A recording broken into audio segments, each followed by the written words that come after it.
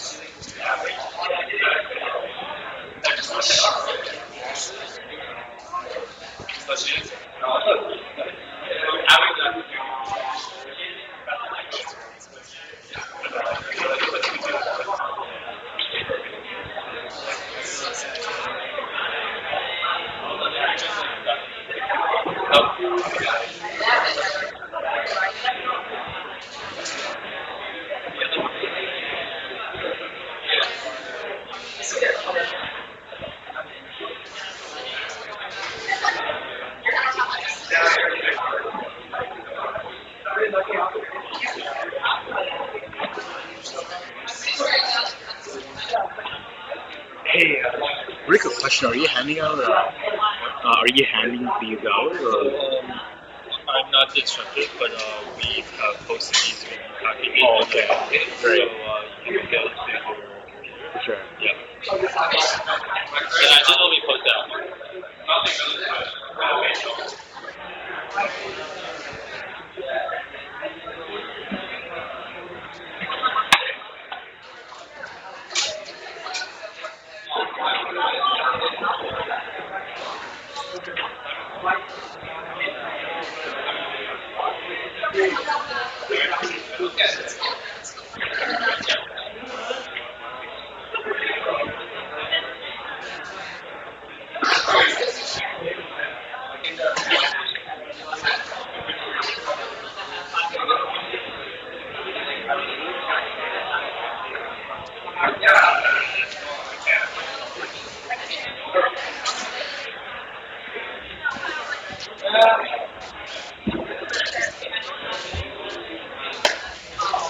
do my best. I'll say my past. Oh, I got mental. 310.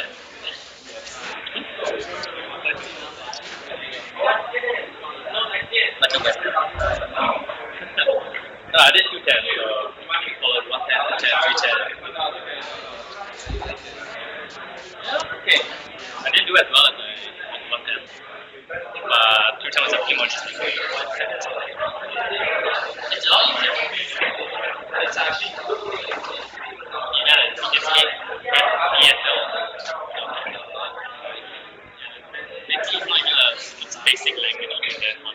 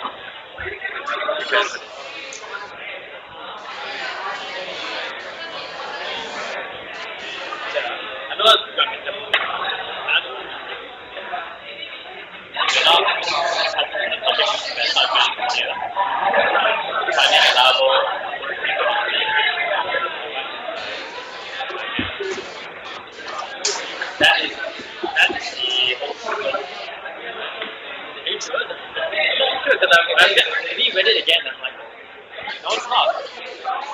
That's a string. It's not just a line.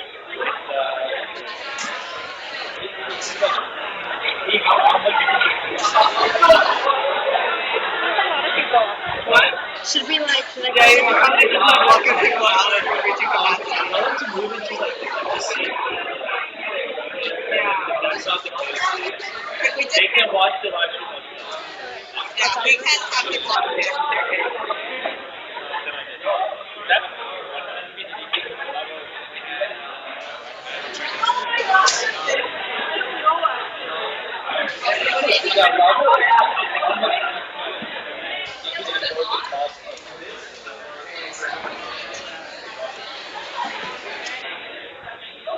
I have. So that's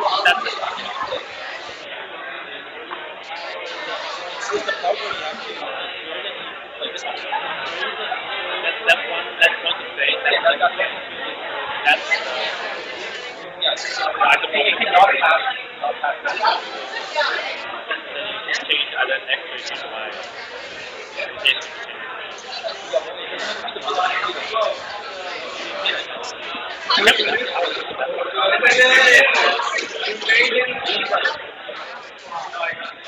just like you can't be that.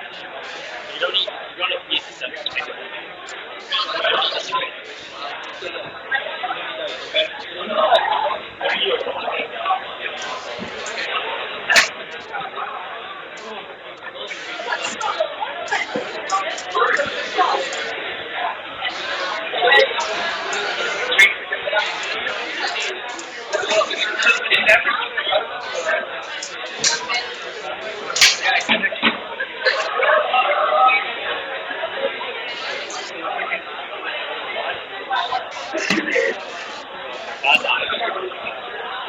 Good look, man. I got an eye on the funny for my deep, like, I can't do this. It's so fun. Look, I'm just failing everywhere, so I gotta,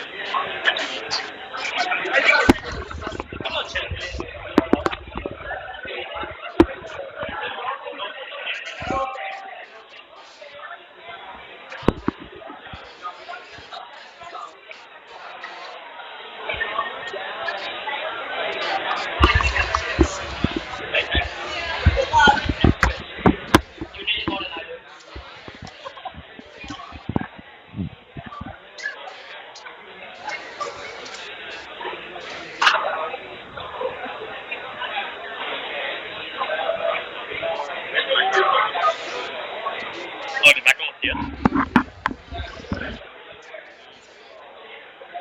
Alright, so we'll get started in about like 2 or 3 minutes. So those people who are coming in, rule is you can't accommodate you if you're sitting on the staircase itself. There's a couple of chairs in the front. So if you want, you can come down, take it, and move it to the back. Just that no one's allowed to sit on the stairs because it's a fire hazard. So just letting you know, it's not about 2 or 3 minutes because we found something that's good.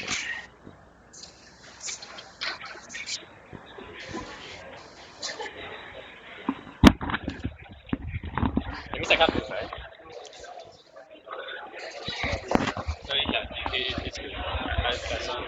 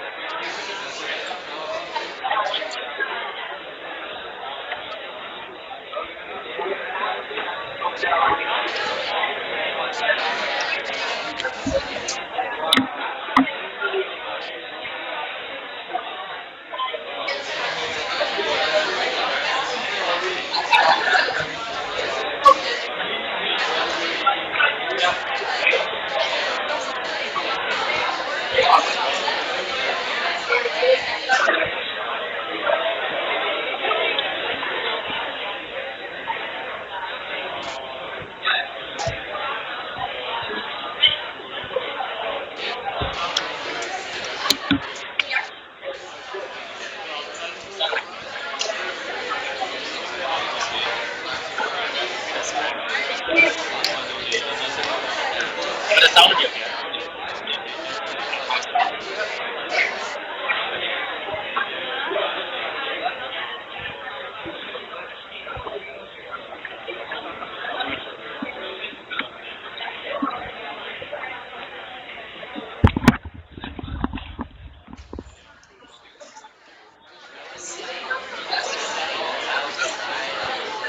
Okay, so let's get started.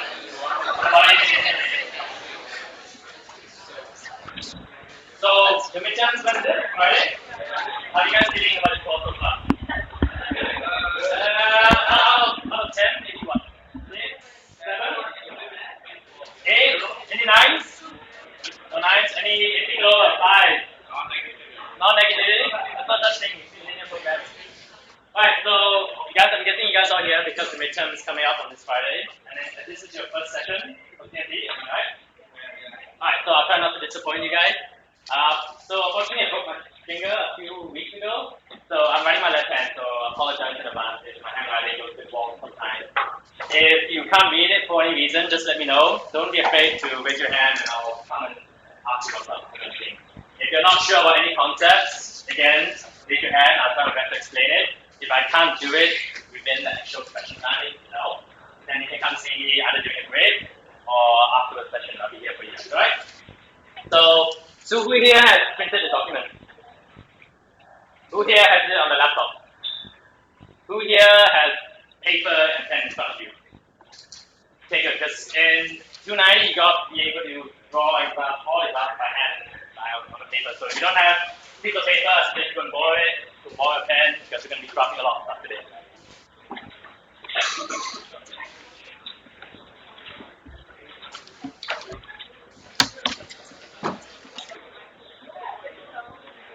Alright, so it's kind of a big room, and there's going to be a couple of people who are going to be coming in because dropping in late. So just a quick rule: if you see people sitting on the staircase, can you please come down and get a chair? There's one chair at the bottom. So you're not allowed to sit on chairs because it's a fire hazard. I'm going to try and squeeze as many people as I can inside this room, but please don't sit on the staircase. Otherwise, it's not very good if someone comes in and we have to cancel the whole thing. So it's a big lecture room. There's a lot of people.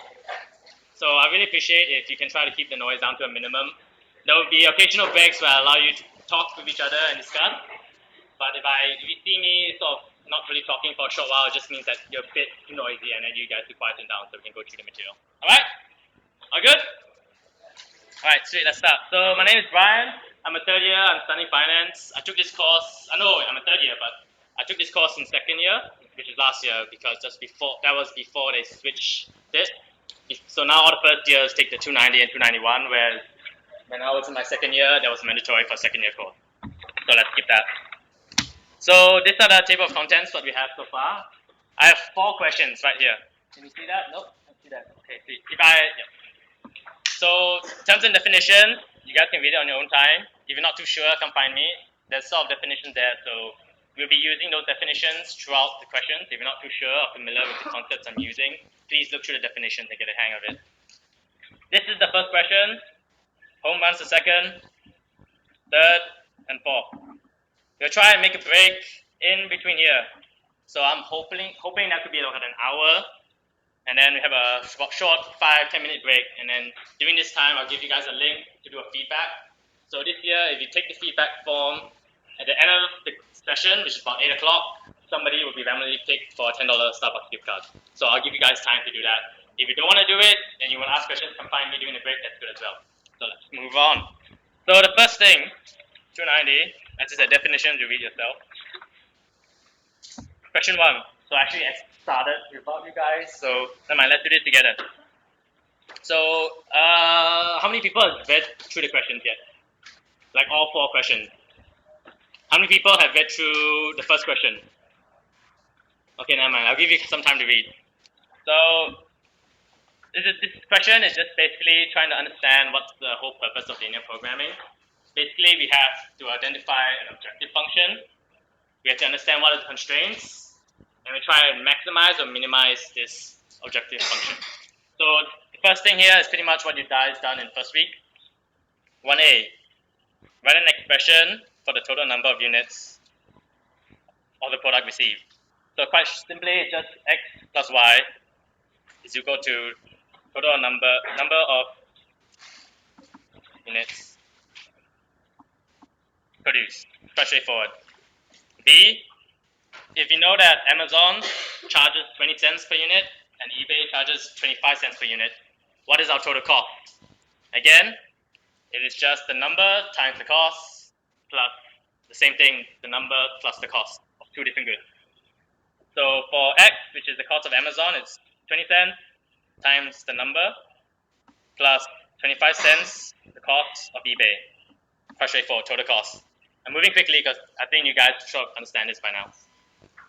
For C, we have the first constraint, and that is we need a total of 5,000 units. So basically, X plus Y must equal 5,000. D, so now we move on to no more than 4,000 units can be shipped. So we have X, which stands for Amazon, must not be greater than 4,000. Same thing for Y, which is eBay. They say here that maximum 3,000. Anyone questions so far? Nope. All good? Yeah, what's up? Sorry? Please.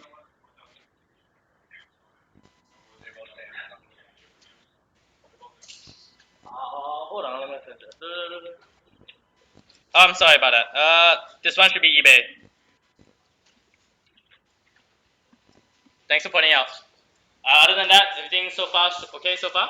Yeah. Right, sweet. So we move on to E. This is where we have to find the objective function of what we're trying to find. So I'm going to abbreviate all my objective functions with just OF. So this is the objective function.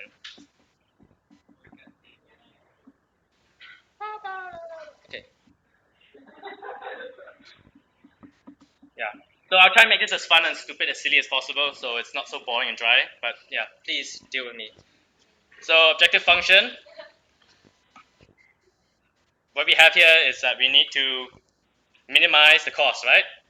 So we need to minimize total cost, which is 0.2x plus 0.25y. Okay? So now we have the subject to what constraints we have.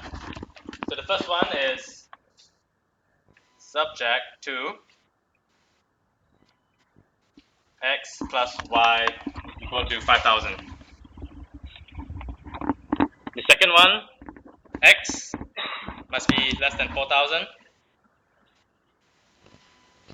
and y must be less than or equal to 3,000. And of course, subject to non-negativity.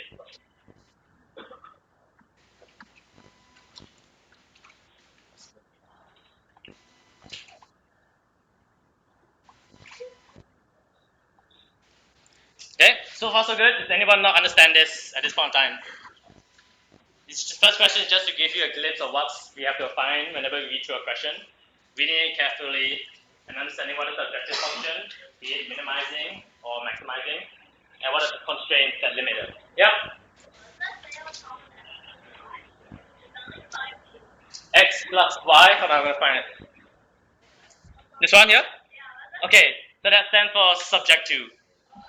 Right, so how about that? So when you see me write S point T, that means subject to, so I got a broken hand, so I'm abbreviating everything.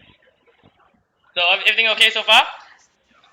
Alright, let's go. First question done.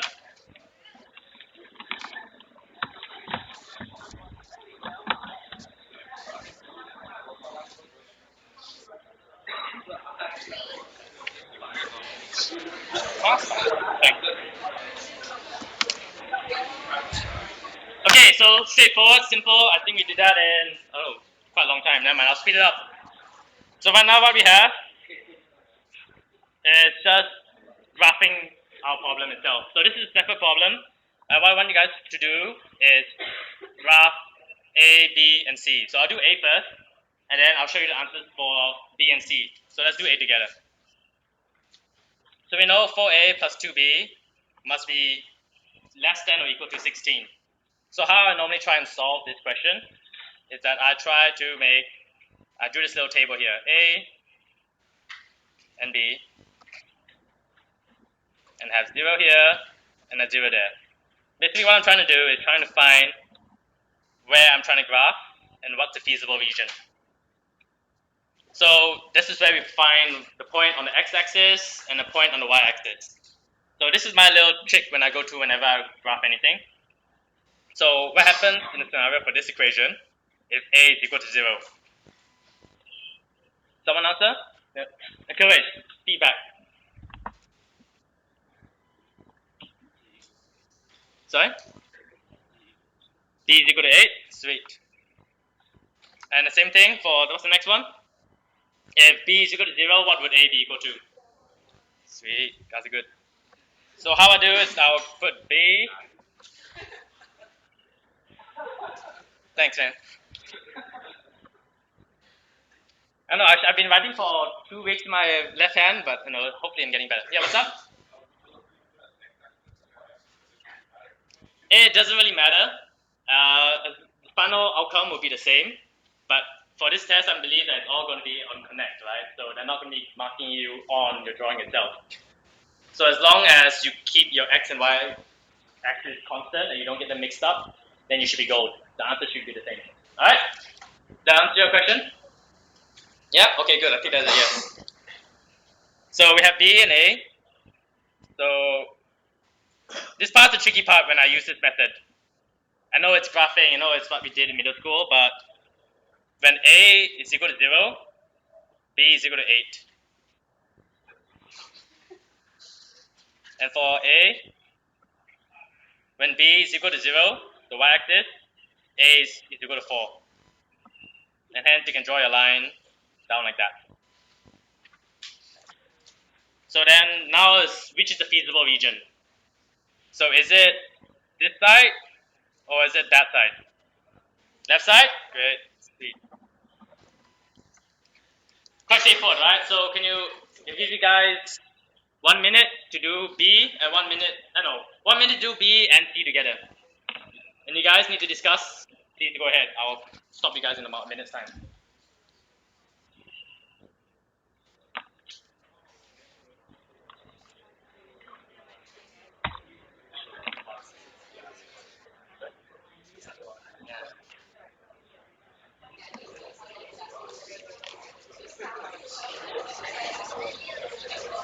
Okay,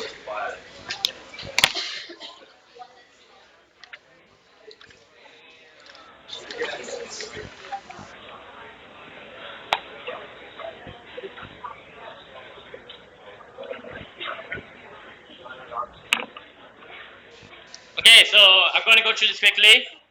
So B, we have same thing, B and A, 8 and 4. And we have the line. So which side is it going to be, left or right? Sweet. Same thing for question C. B, A, 8 and 4. Where's it going to be, left? Is it going to be on the right? What's the answer? It's on the line. Sweet, you guys have taught well in class. Okay, sweet. That's done. Moving on to question 2. So now we have the objective function, which is the maximizing of 2a plus b, 2a plus 3b, and we have 3 constraints. One is the non-negativity, so it's basically just 2. So do you guys want to go through this yourself, or do you want to try, or do you want me to go through this with you? You guys want to do it yourself? Yeah. I think you guys learned this in like your second or third week, so please go ahead first, and then afterwards I'll give you the answer. If you need to discuss, please go ahead. I'll stop you guys in. How long do you guys need? A minute? I give you guys 3 minutes. 3 minutes. Let's go. And I'll try and show you my left hand without the answers. Actually, I need the answers just in case.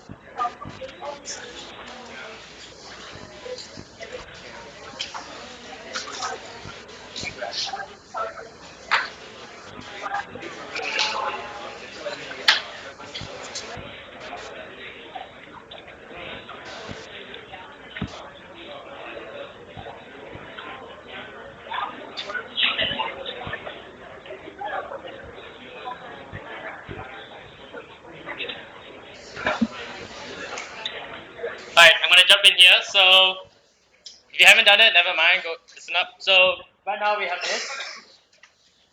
If you can't read my handwriting, just shout out. Let me know. So the first part here is the constraint on the left. The first constraint. So basically, I did the whole A and B table where A is equal to 0, B is equal to 0, and we find what's what. And we did the same thing for the second constraint. So we go down here. This is the first one. Is that the first one? No, that's the second one. And this is the third. This is the first. Okay. So this is what we have, right, so far? And we know that this is less than or equal to, so we have that inside there. So what's our feasible region? Yeah. Sweet. So that's the first part. So in terms of finding the optimal solution.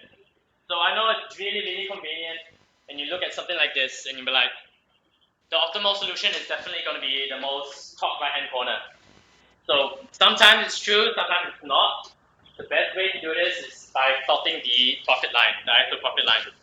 So I'll do that with you guys now.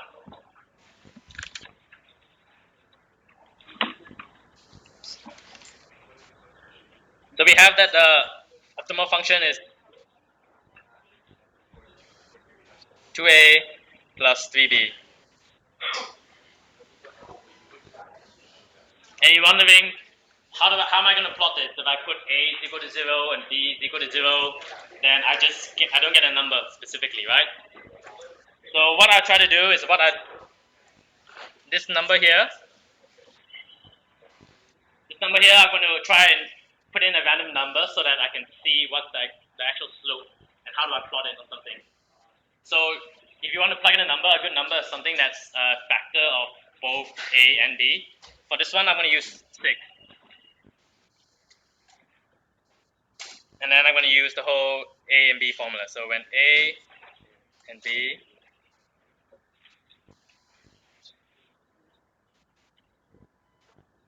so when we find this, we get that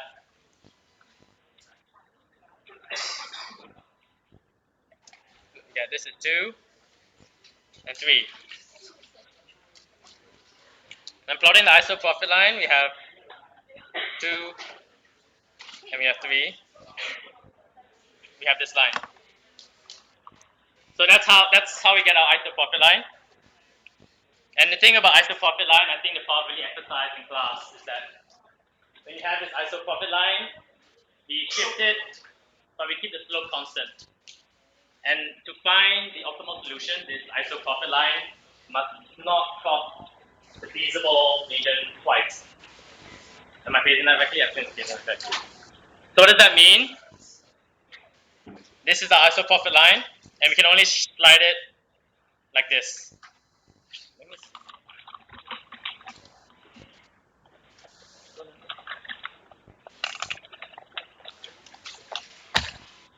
So in terms of looking here, we have 1 point here, but since having 0, 0 is not very, it doesn't solve anything, it doesn't help us.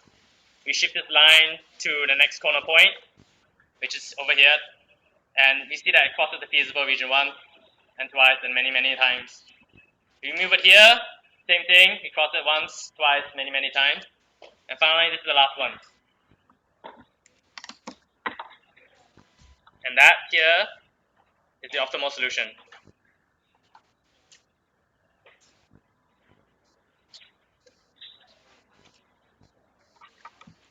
It's all great, but we actually don't know what's the actual quantities of A and B that's required for the solution.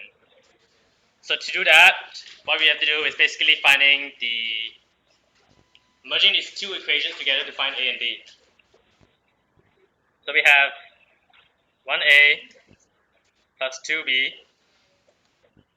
is equal to 6. And we have 5A plus 3B equal to 15.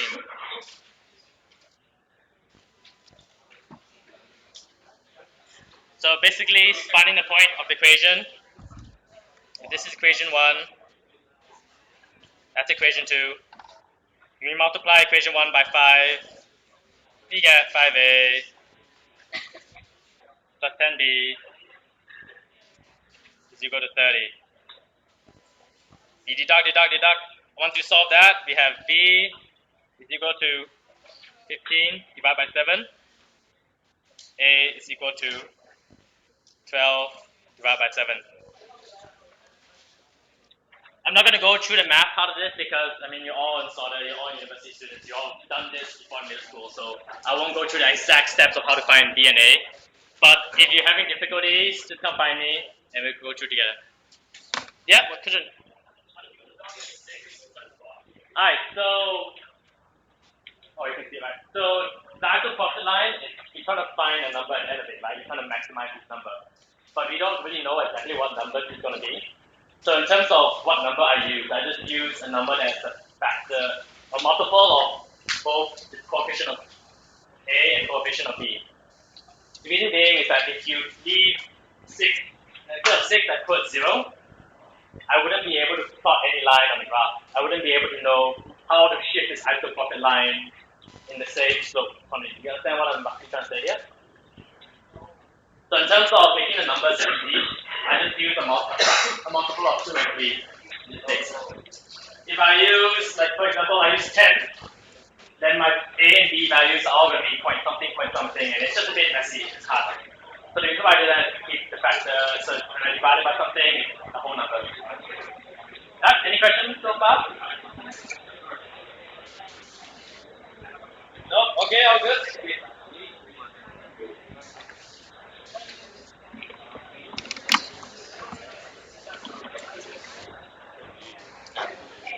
I know. I'm a bit tired of teaching something bad.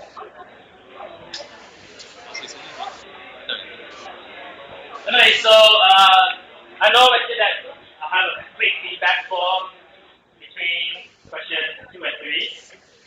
But at any time, you don't have to keep your feedback for that. Like if you feel that I'm going too slow, or I'm going too fast, or I'm speaking too fast or slow, then just let me know. I'll try and vary the pace so I can adapt to the learning style of you guys. Okay? So far, the pace good, or you want it to be faster? Hands up if you want it to be faster. Hands up if the pace is okay right now. And then I'll just do the math and I'll say what I'm going to say.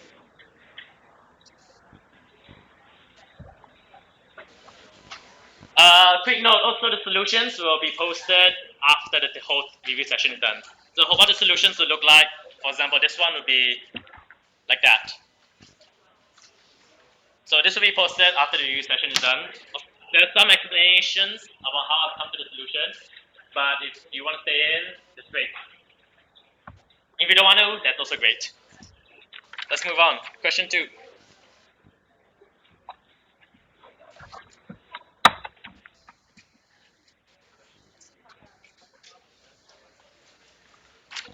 So I believe this question is very similar to I think it's your par golf, where you have your standard product, you have your deluxe product, and then you have your constraints, which is the cutting and sewing, finishing, package, and shipping. So these are the 3 main ones. You're given the profit of each unit. So before I give you some time to read through the problem, and if you want to start graphing straight away, go ahead. I will not stop you, but I'll give some time for you to read through the problem, write down the objective function, and write down the constraints. I think you guys are quite good to go for this one.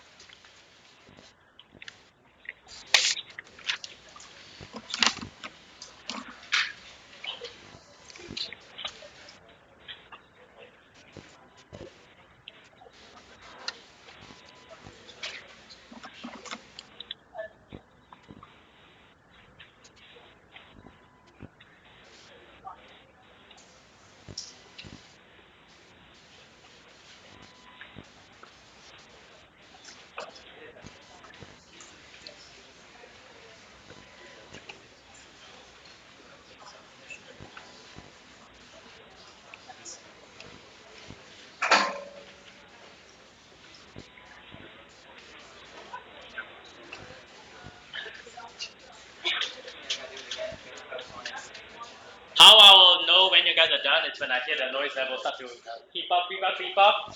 And then once I hear the noise level is pretty solid, and I'll move on and go show you the solution.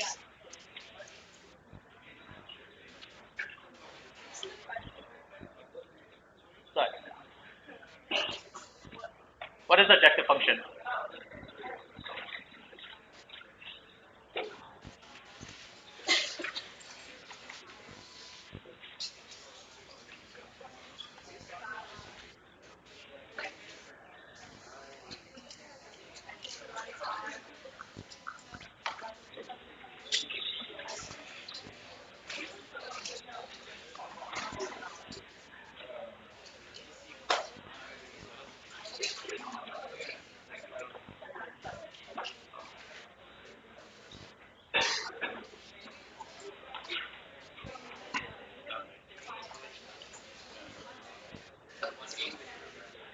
Oh, sorry, you guys can't see the numbers, right?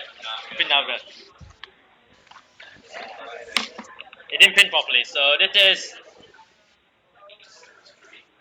3 divided by 2 and divided by 3.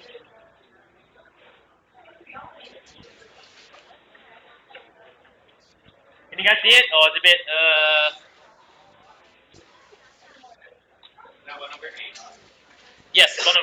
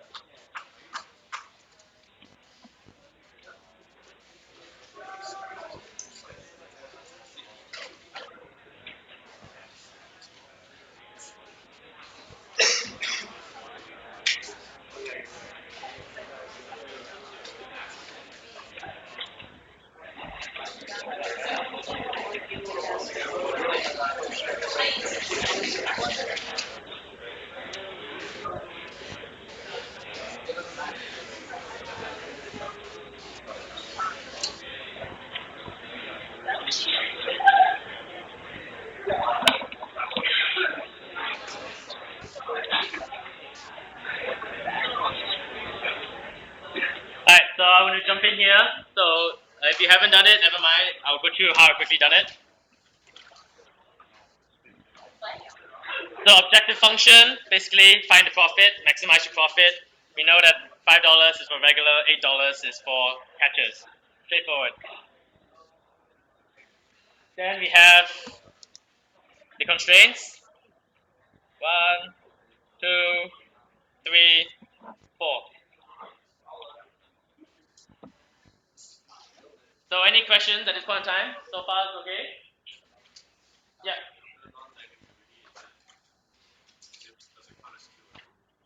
Oh, it's a good question. It's 2. Yeah. So I believe the exam's going to be a connect. So then what it means is that for example, they're going to give you what is the constraint for cutting and finishing, cutting and sewing. And then you just have to type in the number in front of the R. You can type in the number in front of C, which is 3/2. Plus your right hand side constraint of say 900. Question?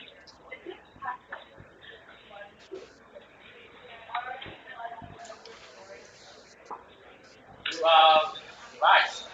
You are right. You are right.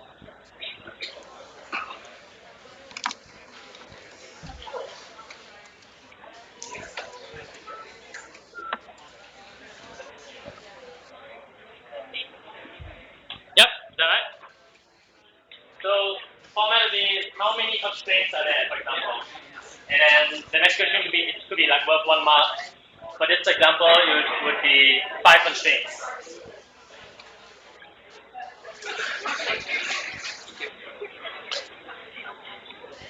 So I'm moving on. Is everyone okay for this one? Great. So let's try and graph it.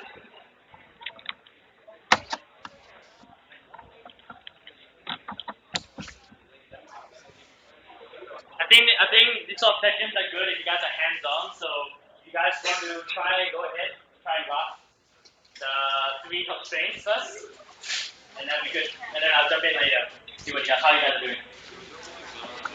If you guys have any questions about anything, just come down and I'll come to us. Six. Good question, solid man. Good question.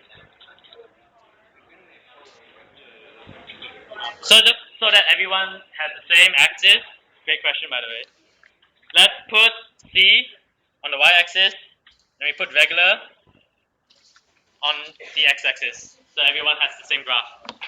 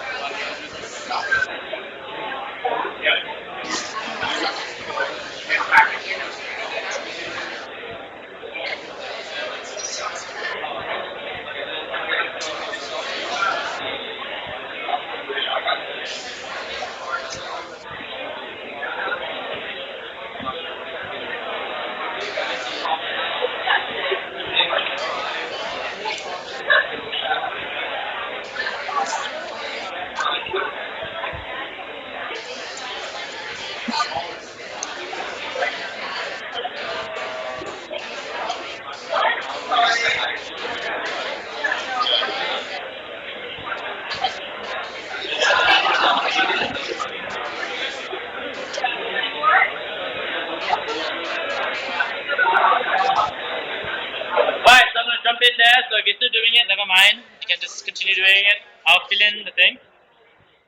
So same thing here. You have 3 constraints. You just write them down. You have the little table of R and C plus 1 equals 0, the other 1 equals 0. You have that. So in terms of drawing it out, okay, now I'll switch to my right hand. Some things just never change.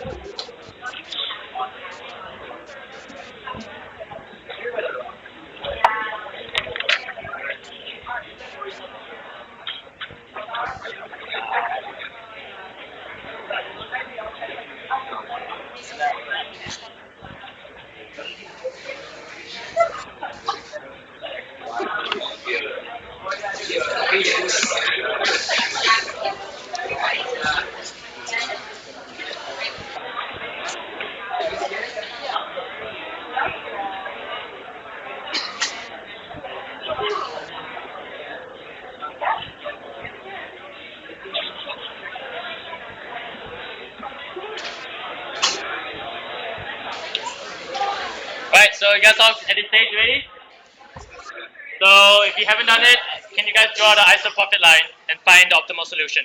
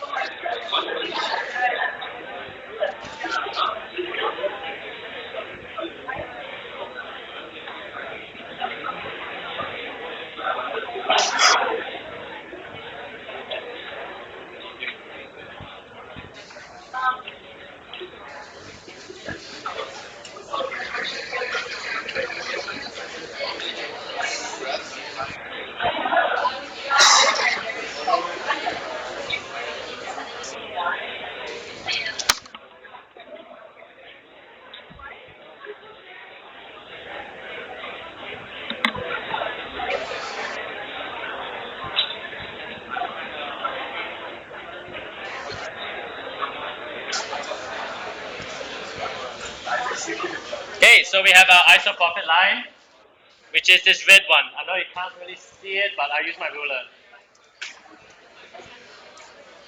So the y-axis for the isopropyl line, if you plug in 4000, would be 500 on the y-axis, and on the x-axis, it would be 800. So same rules apply. We slide this isopropyl curve until we hit a corner point or an extreme point, whereby there's only cuts the feasible region once. And that's found here.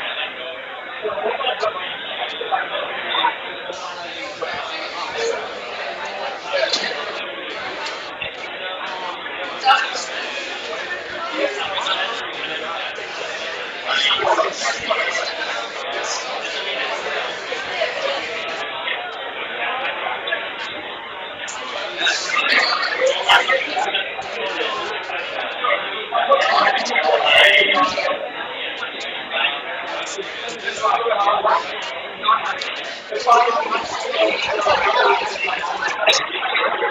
judging by the noise, I'm guessing you guys all have found a solution. So for the optimal solution, it is 500 and 150. Meaning R is equal to 500, C is equal to 150. You guys all have that so far? Who's got that so far? Show of hands. Who's got it so far? Hands. Go. Does anyone have any? Okay, hands down. Does anyone have any questions about this finding the optimal solution? Who said that? Sorry. No. So I know who I'm talking to when I answer the question. It's just of doing it the whole thing out. You got somebody to do it out? Oh yeah, I'll do it quickly.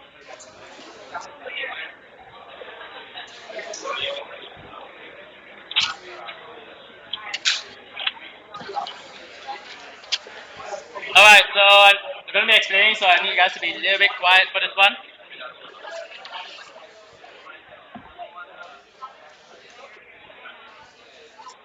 Okay, so in terms of finding the optimal solution, we have to find which constraints are binding, right? So in terms of looking at the graph, I know it's a bit messy. Actually, put on this thing here, it'll be better.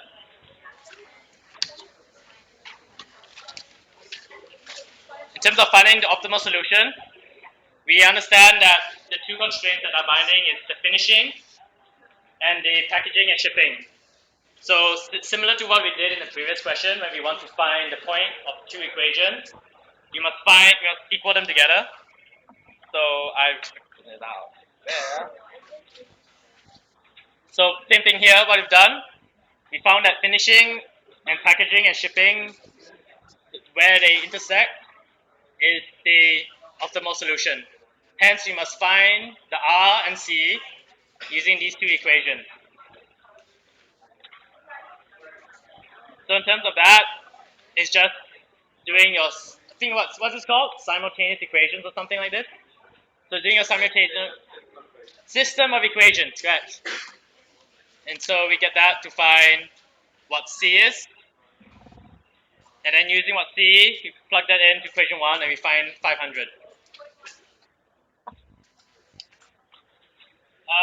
Questions. Come shoot. I'm here to help. Any questions so far? Yeah.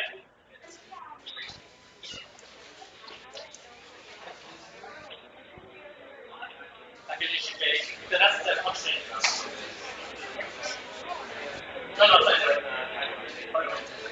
Just one of the.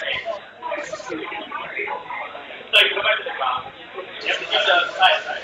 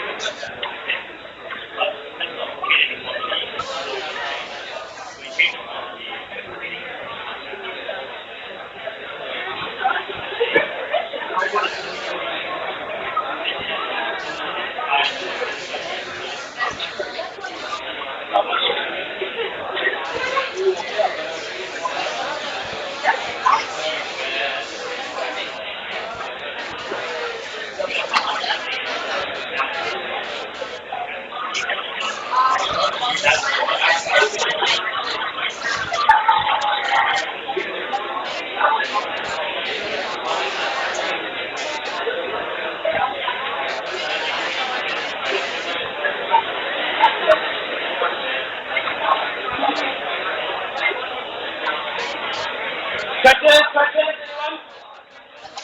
All good. Can you give me a thumbs up if you're good to go? If you're good to move on. All good. All right, sweet. I'll move on. If you're not too sure, come find me during the break.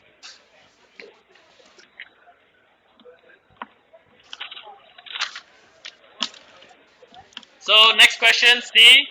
what is the total profit? So this is something that could be asked in the exam in Connect. After they've given you the problem, after you've answered what is the optimal solution, so what's the x coordinates, what's the y coordinate, to start doing more of the analysis of what these numbers actually mean. So total profit is just basically plugging in what the values you found, which is your R 500 and C 150 into your profit equation. So we know that profit is equal to 150 times $8 plus 500 $5.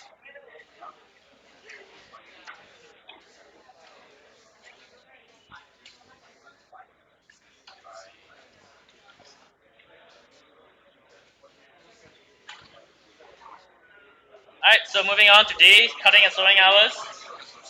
This is something again that could be asked. It could be how many hours in the cutting and sewing department is used? How many hours in the finishing department is used? And that is basically using the optimal solution you found and plugging that into your constraints.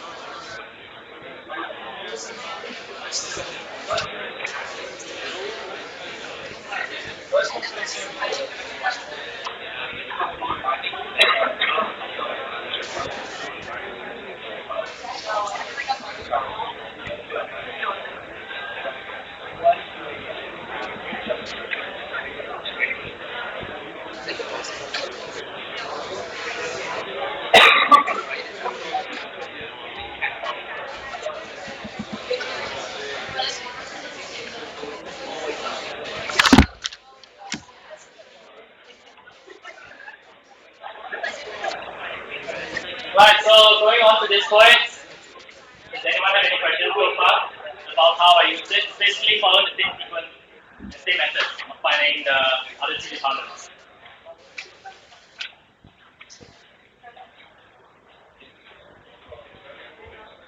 So in terms of which constraints are binding, well, just by looking at the graph, we know that finishing and packaging and sewing are binding.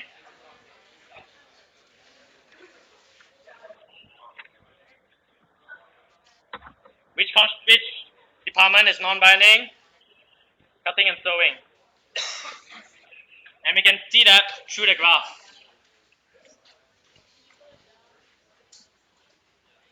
Sweet. So finding the allowable decrease for this department. Can I have any answers? What you guys have gotten so far for this? Just shout it out if you have an answer. No answer? That means I'll explain it. 175? Great, you guys are smart. So basically how do I get this is you find the capacity, which is basically the right hand side of our constraint, which is given to us. And that is 900 minus how much we're actually using. So how much are we actually using for this constraint, which is the cutting and sewing? It is 725.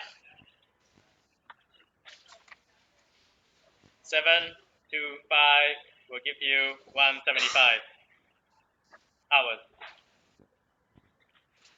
Any questions so far? No, all good? So like, you know, we can use a sensitivity report. We'll get to that in the last question. But just by looking at it, basically what this means that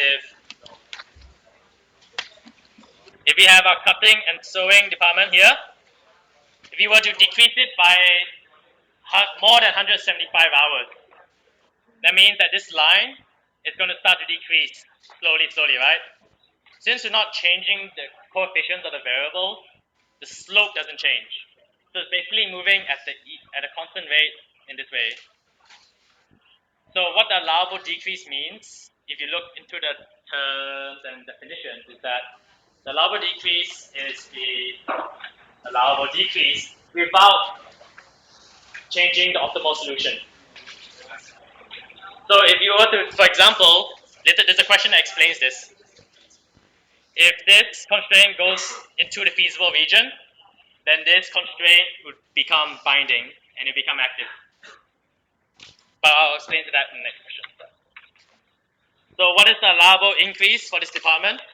So if we were to increase the right hand side of this department, we can shift it as far as we want, but of course in the same slope, right? Because we're not changing the coefficients. We shift it as much, it will never ever affect the equation. So in terms of if you've done the sensitivity, if you look at sensitivity, it would look like 1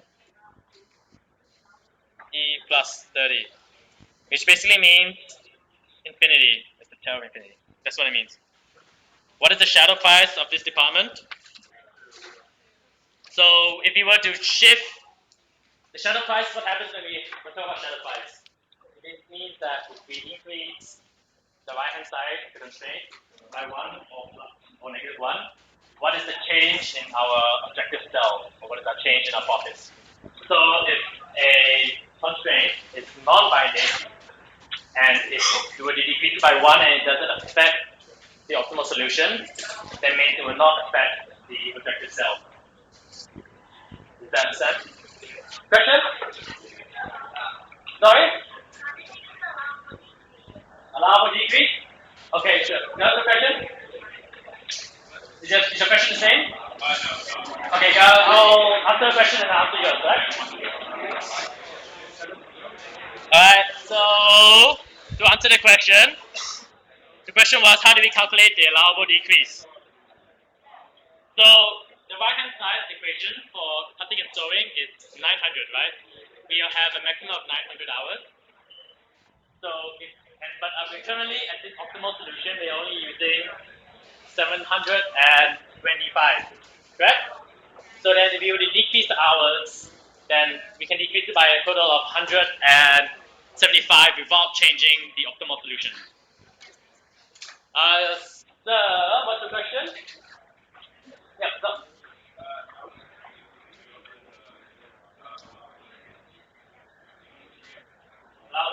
Yeah, good.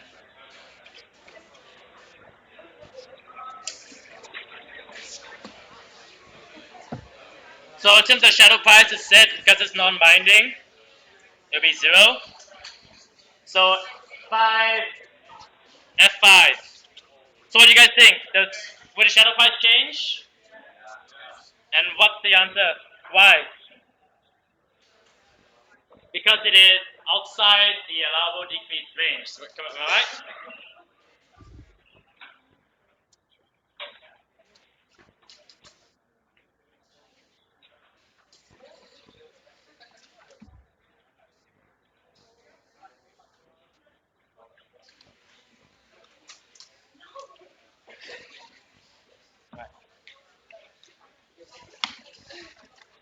Can we move on?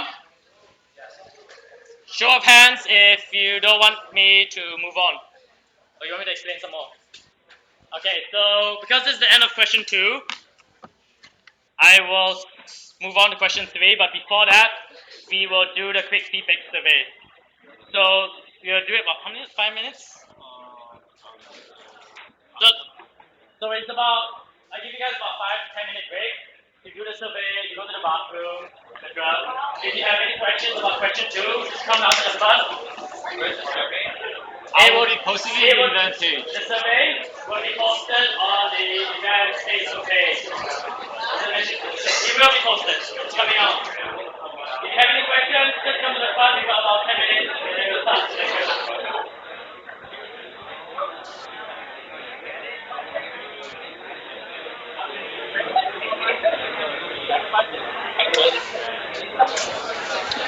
How about you read first? Give me 1 minute.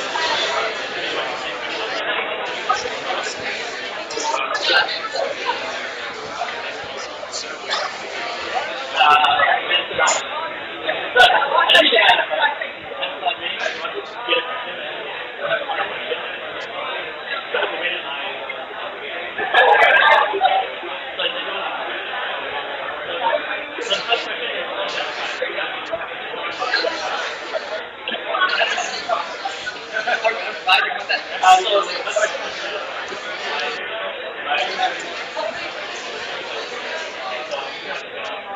the terabyte of zero, the terabyte of one is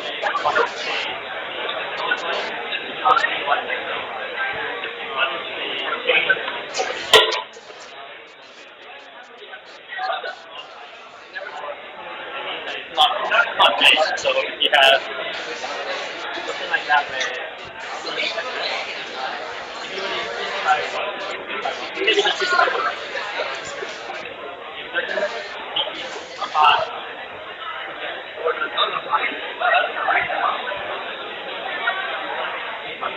but so what is the terabyte?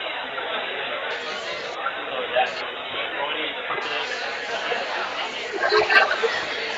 if you were to say what is the change decrease of say like say 10, then that's the terabyte is always 1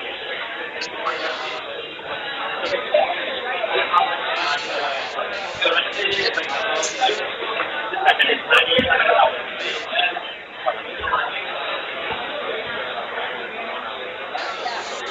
so that that's like for example you would have if output and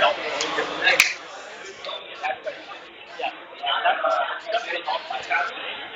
This is not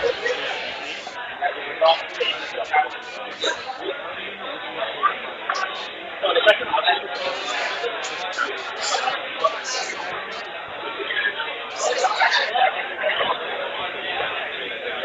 so tell us what is the data.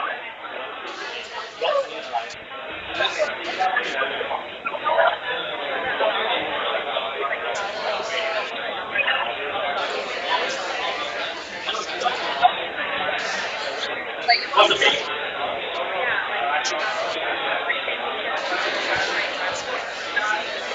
You can notice that applies for non-binary.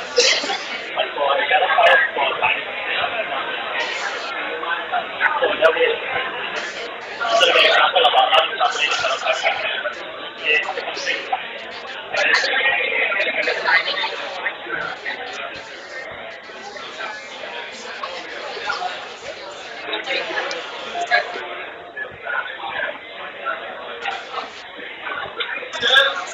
no, it's allowable. So it can allowable like and with binding is always but it's outside the zero. We know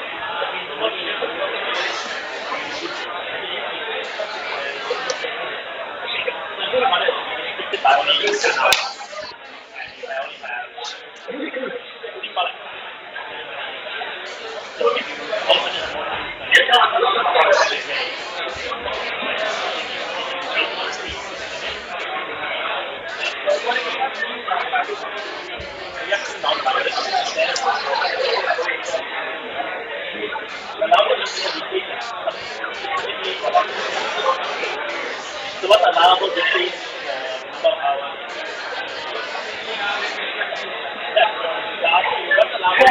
What's allowable decrease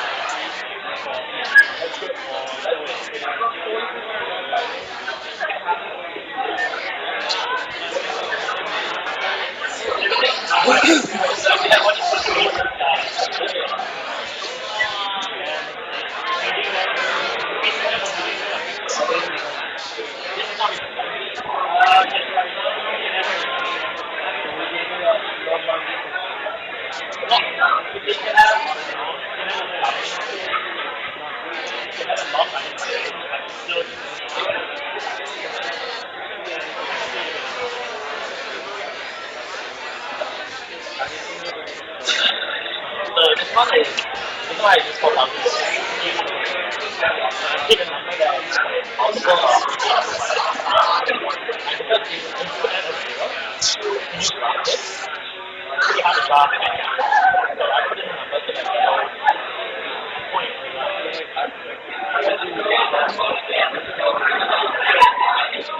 Because line is not even outside of it. So then basically just using this line to find so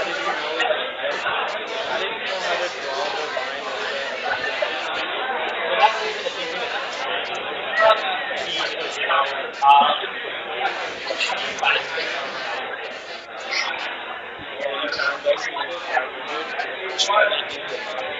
so thinking of the constraint, I'm gonna go straight and then you know that it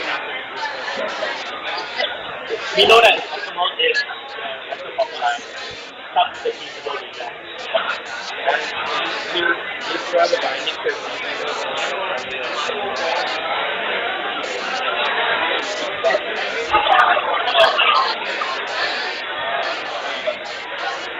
this is my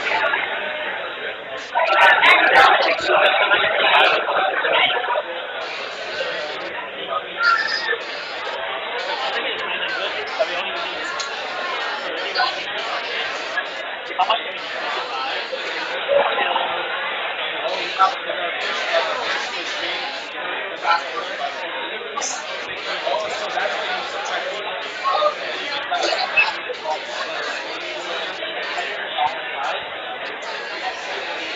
It will change because the shadow fight occurs. Shadow fight is only for the sensitivity range, not for intensity. Oh. So you move outside the range, shadow fight changes.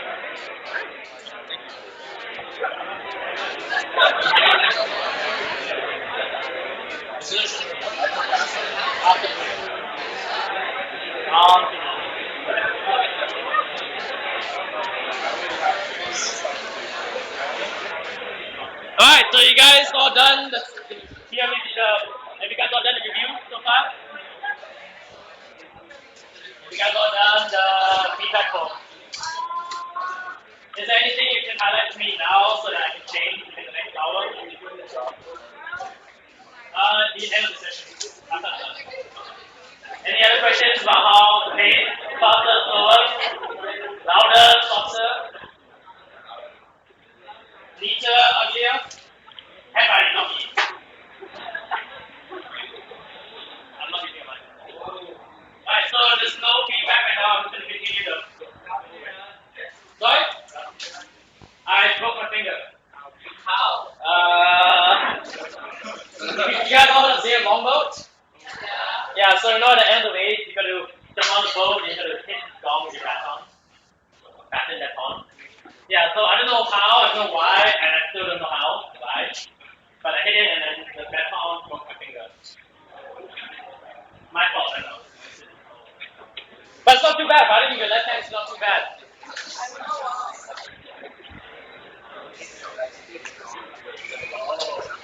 Okay, so we go on to question 3.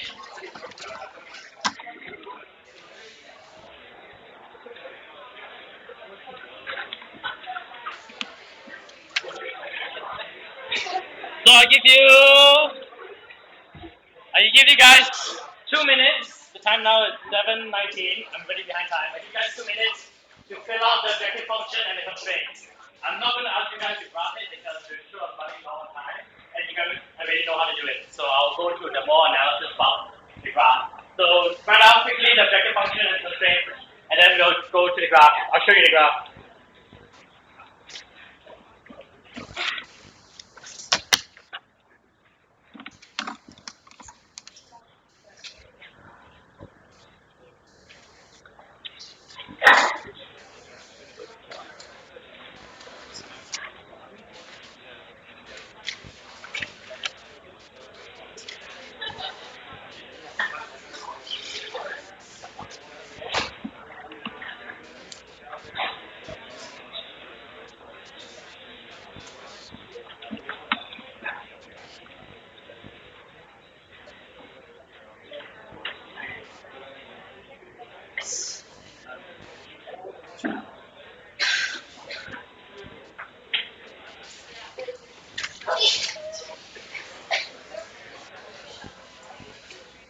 so I'm going to rush it because we're running low on time and I want to get to good stuff, the hard stuff.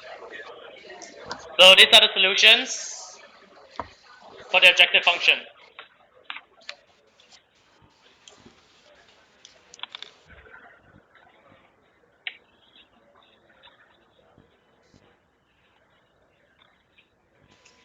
Give you guys a couple of seconds to digest that.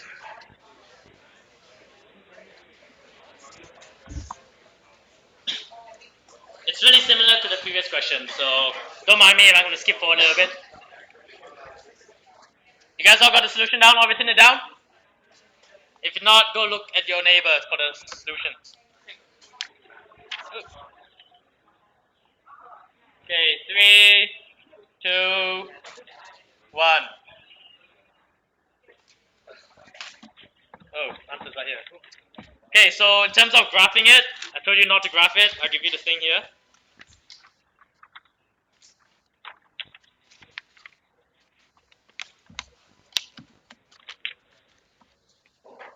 And that's a graph. So it's missing the feasible, it's missing the optimal solution. So I'll draw that in really quickly.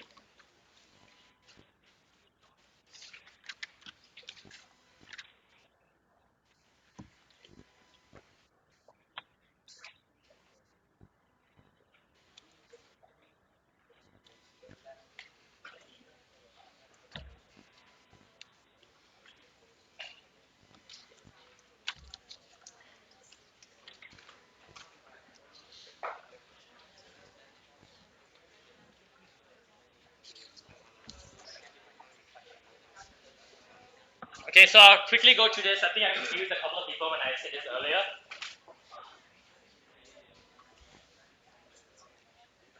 So when I said that you plot this iso-profit line, you just use a random number that is a factor of your variable coefficient. This number is not your objective cell. It's not your final answer that you want to find. But we're just using this to find the slope of this line, the slope of this iso-profit line. So for example, I chose these numbers. This iso-profit line is cut through the feasible region, but because we know that the iso-profit line for finding the optimal solution must only touch the feasible region once, which means it must hit a corner point or an extreme point. So what this means is that even though you find your iso-profit line, you still have to shift it either downward or upwards to find the optimal solution. So if this is my iso-profit line which I've drawn, if we shift it up, we find a corner point here, but we realize that it's still within the feasible region. So we shift it up to here, and this is where we find the optimal solution. Again, this example shows that optimal solution is the top right-hand corner of your solution, of your graph, but do not take that for granted. Do not assume that because I'm emphasizing it, the prof is going to emphasize it as well. And the prof, if he's smart, I don't know, he try and make it a weird question so that you guys all assume it's something. So do not assume that the top right corner is the optimal solution. So this is the optimal solution, and we find that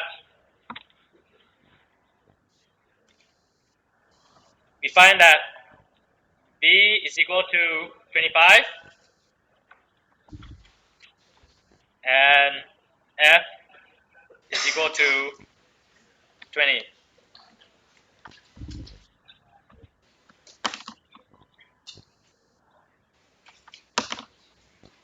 And I'm going to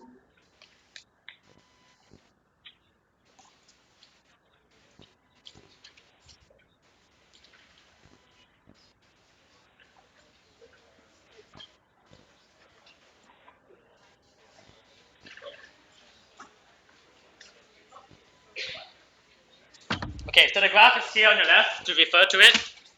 So question C, is there any unused material? And if so, how much? So we know that material, from here, which constraint is non-binding? 2, so that's material 2, that's straightforward. And how much? So we plug in the numbers from previously.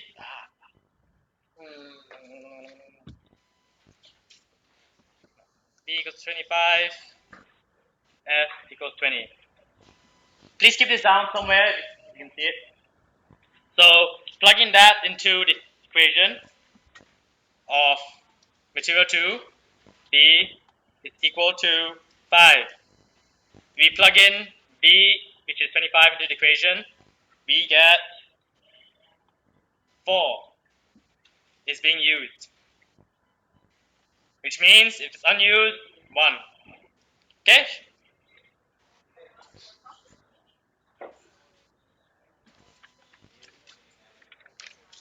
Does that make sense? It's similar to the previous question where we did 900 minus 725.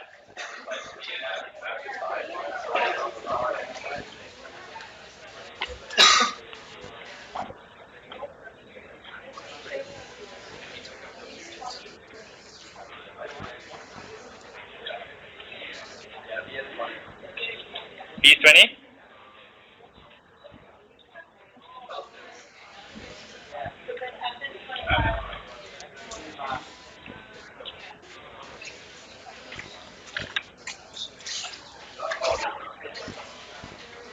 Yes, you guys are right.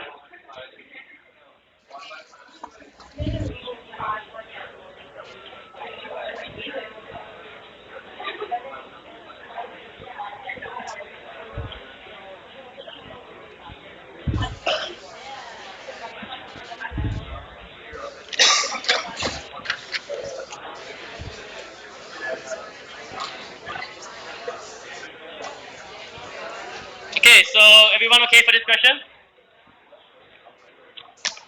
Yes? No? This is the optimal solution.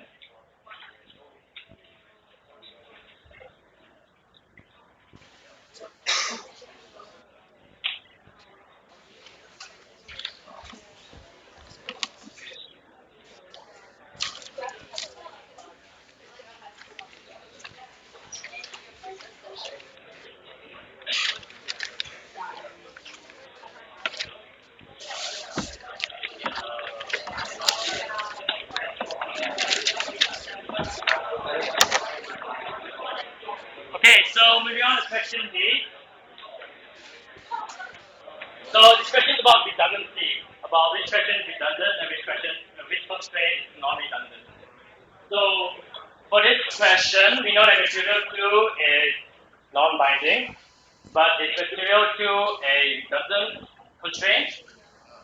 No, and the reason being is because if you were to change material 2, if we shift it up or down, the feasible region is going to change. So if the feasible region changes, it means that this constraint has some effect on the whole problem, even though it may not affect the optimal solution.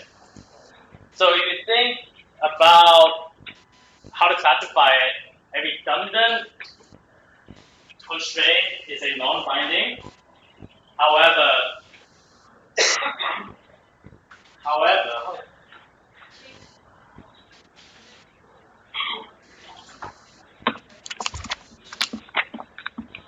you know when you have like a brain fart and you don't understand what you're trying to say?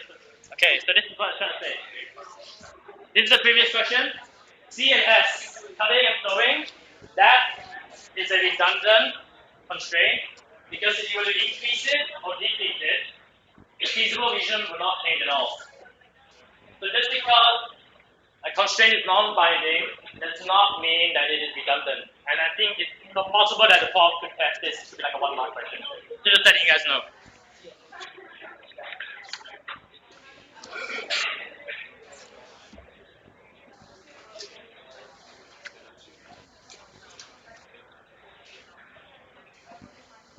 So for question E, how would profit change if we get one extra ton of material 1? So based on the graph here, material 1 is a binding constraint, right? So whenever you change a binding constraint, either we increase it or decrease it, the feasible region is going to change. For sure, we know that. But if you were to change the line of material 1, wouldn't that change our optimal solution?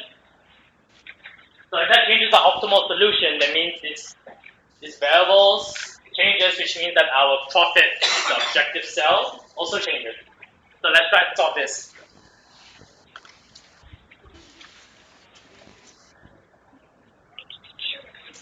So we know that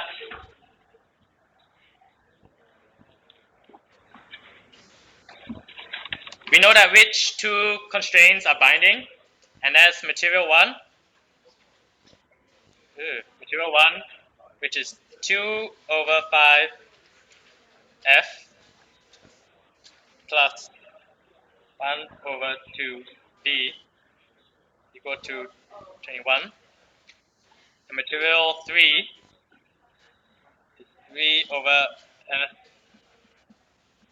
plus 3 over 10 B power 1. If you look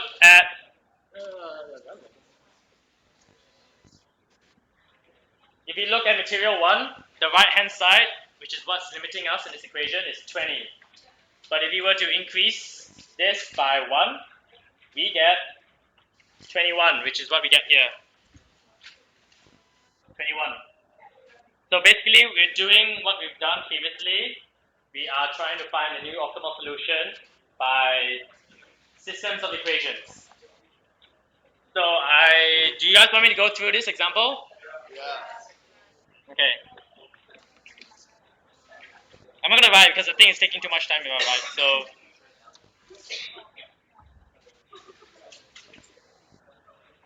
okay, so ignore this. So what we have here, this will do. What we have here is what I've written before previously. Materials 1 is the first one, materials 3 is the second equation. And notice how materials 1 constraint is 21 instead of 20 because we've increased it by 1. We multiply. So, I mean, in system of equations, you try to find something, we make it an equal number, and we subtract it from each other, such that we're only left with one variable. And the variable which I've chosen to find first is b. So to find the common numbers, we subtract it off. I multiplied the first equation by 3 divided by 3 over 5. And I multiplied the second one by 2. I mean, like, this is what we learned in high school, so I don't want to stress too much about this. Everyone has a different way of solving the systems of equations. I personally find this way helps me best. If you want to take both and minus off each other, and then we have a 0 on the right-hand side and solve for f and b that way, that works for you. But ultimately, it's about finding what works best and what you're most prolific at. So after multiplying, we get 6 over 25f as the first constraint, 6 over 25f as the second constraint. We minus those two together, and we get 9f, 9 over 50 times b. It will give you 4.2, and if you're not too sure, this is a minus. Is that clear? I'm sorry, I don't want to hold your time up by me writing my left hand. But this is what pretty much we're trying to do. We have a new equation to solve for it. Yep. The big one always goes on top. Yeah, it doesn't matter. It doesn't matter as long as, I mean, it's your style of preference. You can make it very unique and then make it systematic, but at the end of the day, the prof is not going to be marking you on your working because it's all going to be on Connect. It's only going to be looking at your final answer. So it's okay if I move on from there. It's pretty much what we've been doing, finding the optimal point. So then, when finding that, we have b as 23.33, and another one is 23. Did the prof mention anything about decimal places and how many to keep? She didn't mention anything like 2 decimal places or 3 decimal places or 4. Yeah, so in exam, if he says it, follow the instructions on exam. Keep it to how many decimal places in your calculations. If he doesn't say it, I guess my rule of thumb is keep it to 4 decimal places. So the v which I have here, 23.33, that's not enough. For the F, that's a better example, 23.3334, for example. So when it's asking you to calculate the change in profit, we have to obviously know what's the profit beforehand. And I didn't tell you that before because, I mean, we know how to do it before. So in terms of what it is before, the old profit is 40 times 25 plus $30 times 20 units. And the old profit is $1,000 and 600. Yeah. So that's our old profit.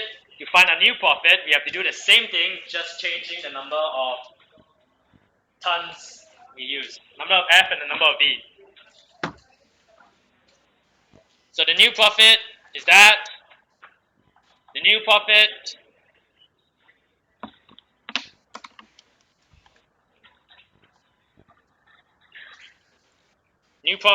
minus the old profit, and we get, oh, it's gross, can't see it myself, 33.33. $33.33. Yeah, question? That is the shadow price, yes. So a couple of questions was asked earlier before was, what is the shadow price? The shadow price is the change in your objective cell, the green colored one. If you were to increase 1 unit of your right-hand side of your constraint. So for example, the constraint for this one was 20. If you were to increase, all of a sudden we have access to 21 tons. What is the change in our objective cell? Hence, that is the shadow price. If you were to decrease it by 1, you will also get negative the 33.33. You understand what I mean so far? So, I mean, later on, the question 4, I will be explaining like the whole allowable increase and decrease and how that applies to a shadow price. But for now, shadow price is the change in the objective cell if you were to increase 1 extra unit. Yeah, question. B26.6? Yeah, that's right.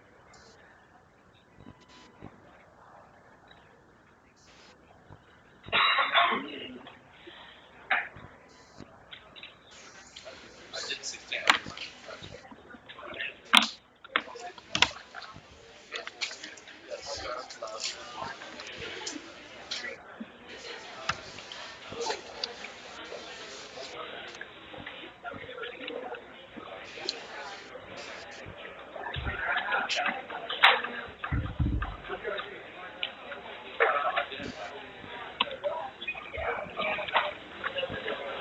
Okay, so, excuse me.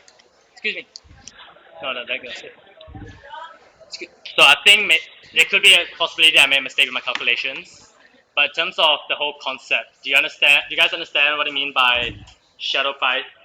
And what does it mean, for example, if the question doesn't specifically say shadow price, it says how much would profit increase if you were to change it by 1 ton? Do you understand what I mean by shadow price and how that equates to shadow price?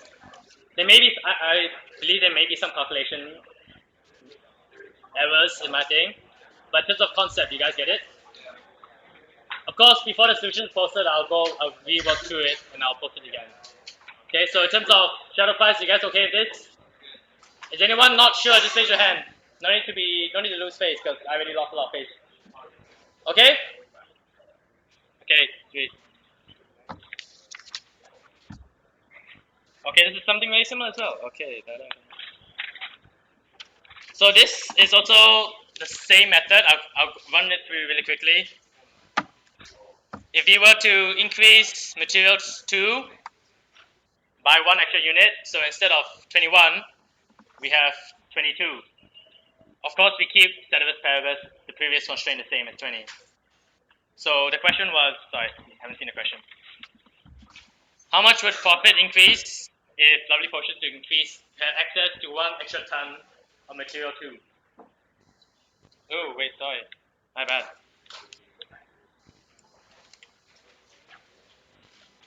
Because we know that material 2 is a non-binding, if you have access to 1 extra, it does not change our optimal solution.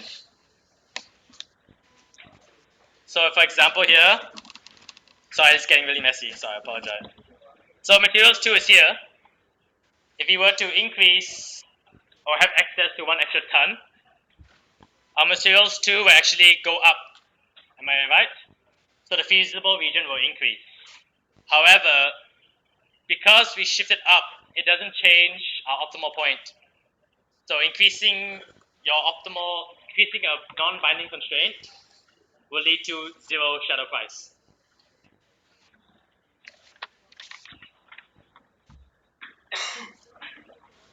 F2. Determine the allowable increase for materials 2. 0. Because materials 2 is a non-binding constraint. So if you were to say on the graph here, materials 2, if you were to increase it upwards, the feasible region increases, but we don't, the optimal solution doesn't change. The isopocket line doesn't change. Does that answer your question? So F2.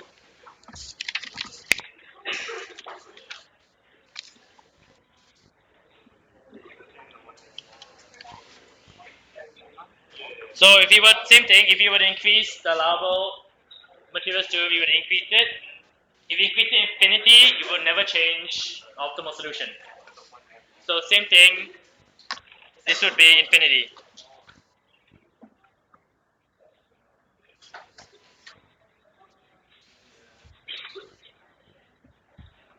And question G, which is very similar to what we did before, was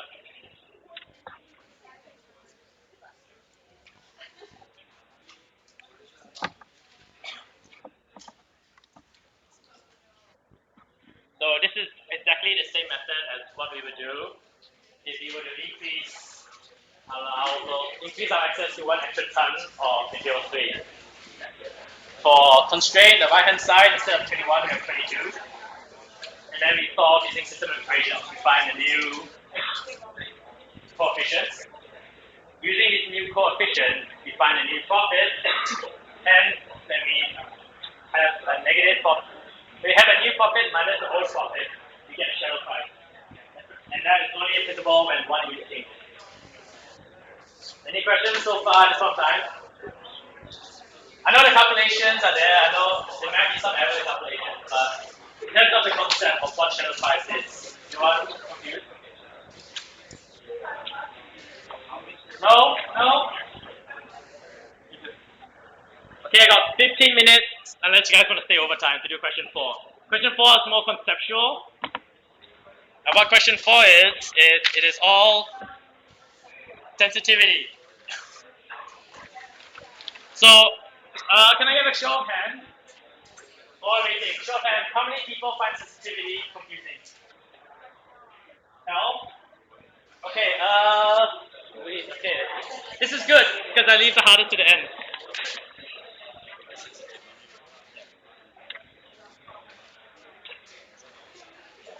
So in terms of reading the question, finding the objective function, and finding the constraints, I purposely didn't leave it in because you guys can practice at your own time.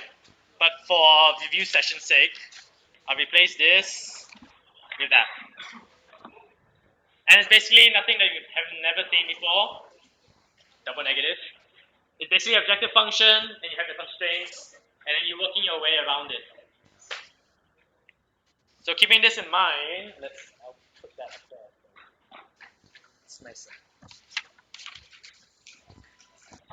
So which part of your sensitivity analysis do you find confusing? And let's do a voting, okay?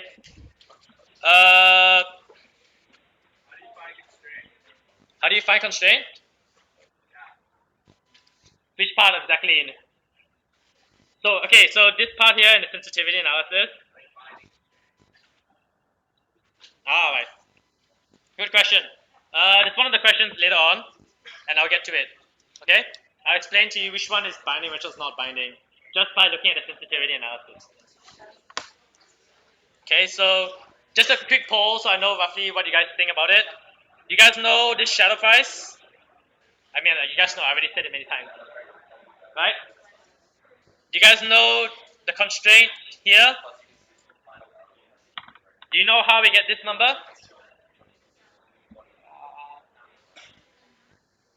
Where we get 200 from? So that's basically what it is the first portion of the table. Here and here is basically your objective function. If you notice that your objective coefficient is 63 and 95, that is actually your optimal solution. Without even looking at the graph, that is your optimal solution. Your objective coefficient. This part here. Yes.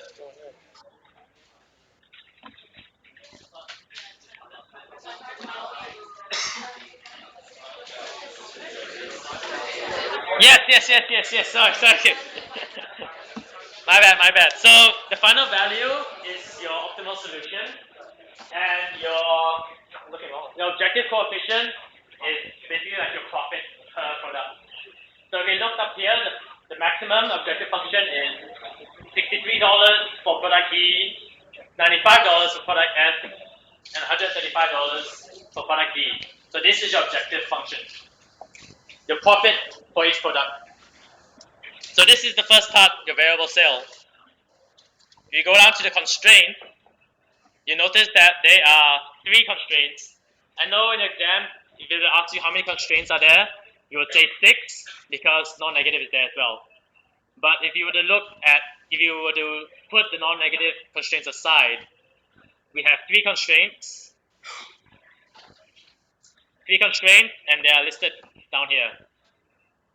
So this is the constraint for the number of fan motors, the constraint of the number of cooling coils, and the constraint of the manufacturing time.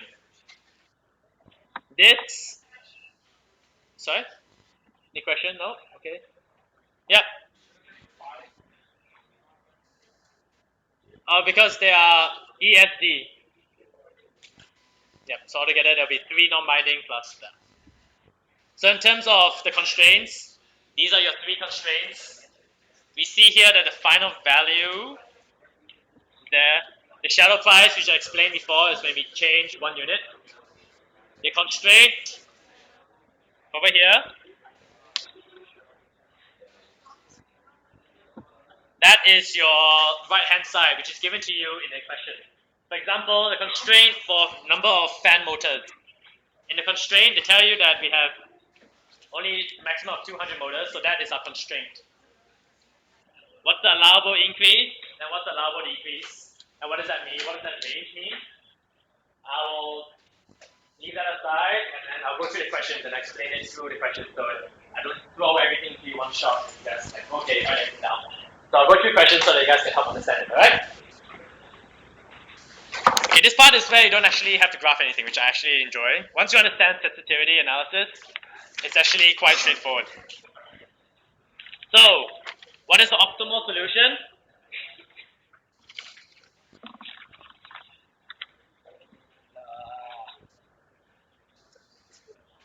Does that work? This won't work. Okay, never mind, I write it by hand. So the optimal solution, as you so rightly pointed out my mistake, is 80, which is your E.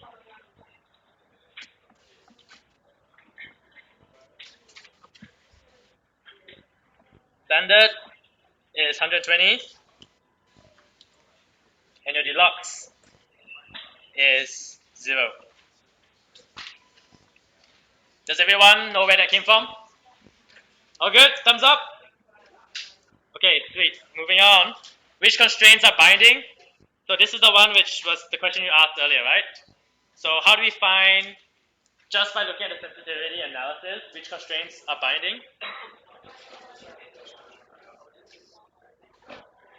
So how we look at it is, if a constraint, the bottom 3 constraints, if it has an allowable increase of a certain number, an allowable decrease of a certain number, that means that the constraint is binding. If you think about it, in your previous examples, if you have a non-binding constraint, if you increase it by a certain number, it will never change the optimal solution, right?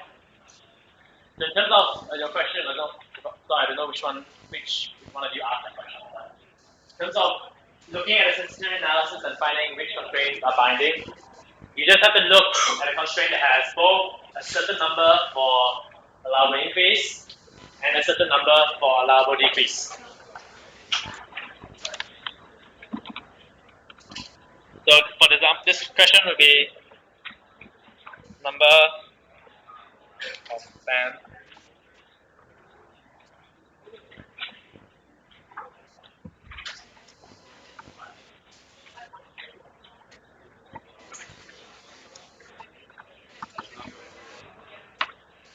So which constraints are non-binding? Well, it's just pretty much the opposite of what I said. If you have a constraint that has, like, say, infinity, then that constraint is non-binding. So this one would be manufacturing time.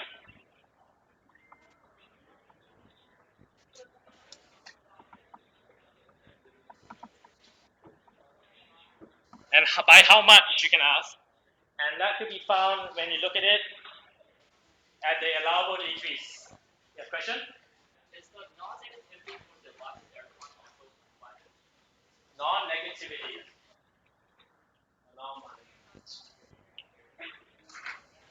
That's a good question. I'll get back to you on that, okay?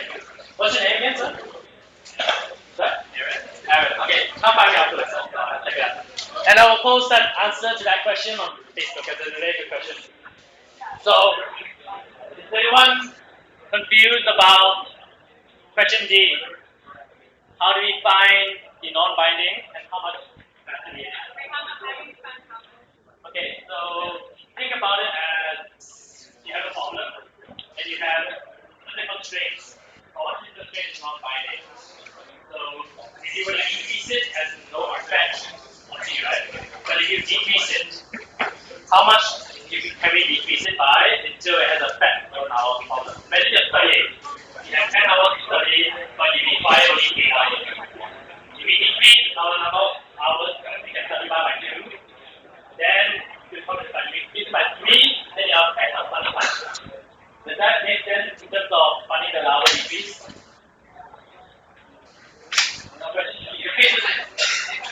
So, the allowable decrease for manufacturing time, the constraint is 2,400 hours. So, if you were to decrease it, for example, if we increase it, you will never affect it.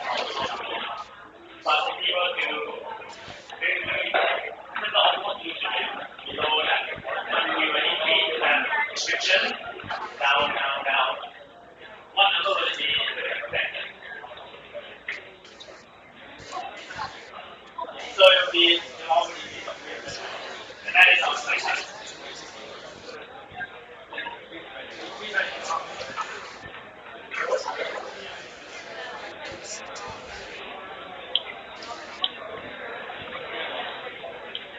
Does everyone get this right here? Alright. Question? Reduce costs.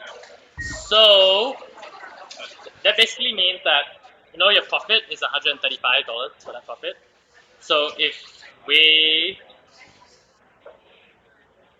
it's a good question. It's a tough one to explain in the sense that after the session's ended, I'll post out the Excel document for this. Each one of these problems I created an Excel one, and that's actually the best way to actually understand what the hell is going on when they ask you what is the shadow price of this constraint, what's the shadow price of that constraint. So although Excel one doesn't have a graph, how to explain in terms of the reduced cost, how I interpret it is that if you were to increase the profit of your deluxe product by more than $24, the optimal solution will change. In terms of the reduced cost, I'm not exactly sure how that's done. Because I don't know, did your prof ever talk to you about reduced costs? Just a quick question, did your prof ever talk to you about reduced costs? Yeah, because we didn't learn it as well. But in terms of what's the allowable increase or decrease, that's the same thing applies to your profit in the negative 24. So does everyone understand the 320 and where that came from?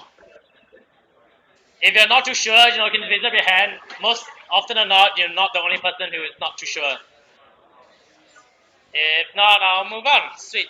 Okay, so using a sensitivity report, what happens to total profit if the number of fan motors changes by 199, 201. So as mentioned earlier, that's basically E1 and E2 is the shadow price because you're only changing it by 1 unit. So if you take that, the profit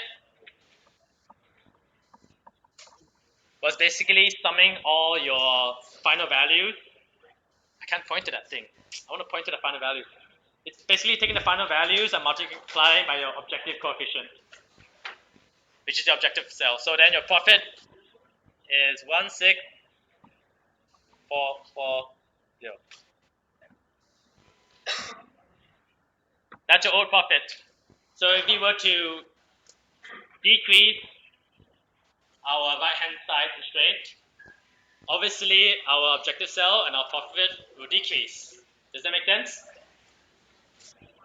So that would be old profit minus, and what's the number here? Minus how much if you decrease it by? Louder? 31. Question?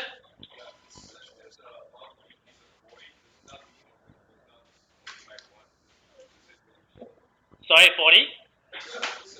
Okay, so for the first constraint, the fan motors, that's a binding constraint, right? Because the binding constraint, how you tell a binding constraint is if the allowable increase has a certain number to it, and the allowable decrease has a certain number to it. So if you look, I don't write this. So the first two constraints are binding, and the non-binding is your manufacturing time. Question? Sorry? How do you tell it's multiple optima? Yes, so in terms of multiple optima, that occurs when one of the binding constraints, or one of the constraints is 0.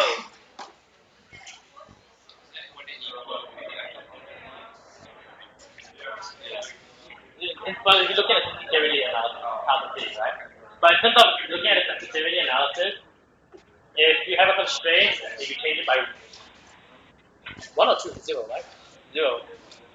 It should be 0. One of the allowable increase and decrease is 0. Sorry. Right. So, yes, question. So, how do you know if our sensitivity analysis is multiple optima, meaning that there are more than one solutions to this thing? Using the sensitivity report. Yeah. Using just the sensitivity report, one of the allowable increase or decrease would be 0.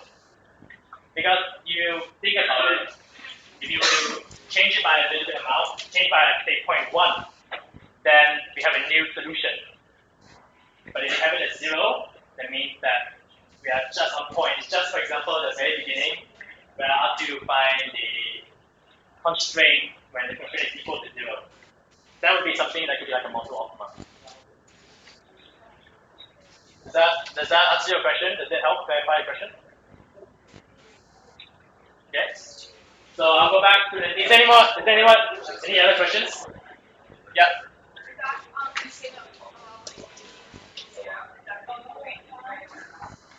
You did it last time. When you say equal to 0, that's still answering when there's multiple optima. You look at the constraints. I think it's a very high level detailed question. And if it was to be asked, if it's going to ask, it'd be like a 1 mark thing, so like a yes or no, for example. But just take a note that if there's multiple optima, then increase or decrease would be 0.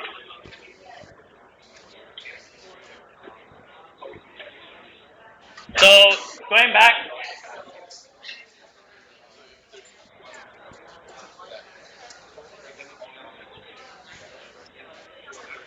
does that make sense so far? +1, -1, because we're increasing our constraint, and then we are decreasing it. So same thing with 280. So what happens if we increase the number of fan motors from 200? Oh, you can see my mouse. That's good. From 200 to 280. that would be an example of a multiple optima, right?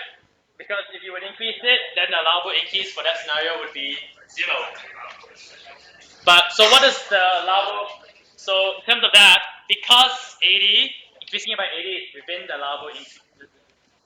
allowable increase range, the shadow price is applicable to that increase. Let me just finish my answer, right? So in terms of that, if we were to increase the number of fan motors by 80, since it is within the allowable increase, we can take P plus 31 times 80. And that will give you 18920. Okay, so question. Going back to the multiple, Yes. it would have to appear in both the variable and the constraints. In the variable. For 0, like it can't just appear in one. What do you mean by the variable in a sense? Like if the top right, if it appears as 0 in one of the allowable increase or decrease yes. constraint, then it has to same for the objective cell and the. But it needs to be 2 I believe just 1 0 is enough. 1 0 is enough. It's a tricky question, I said. Like I know what I mean, but I'm not too confident about the answer. I'll take that back. So if you see a 0, you should be looking out for multiple optima. Variable constraints. Yeah. I will. In terms of the multiple optima, after I finish this last page of questions, I will go to Excel and I will try and change the constraints such that we have multiple optima, and then we can all see what the sensitivity report will look like after that. Is that okay? Sorry, it's a bit tricky and it's a bit rusty. My knowledge is a bit rusty. But the great thing about Excel is that you can see it's also like that, just like switching things around. Okay? So does everyone understand what I mean? Understand E3? Okay, so what about E4? Not enough information, right?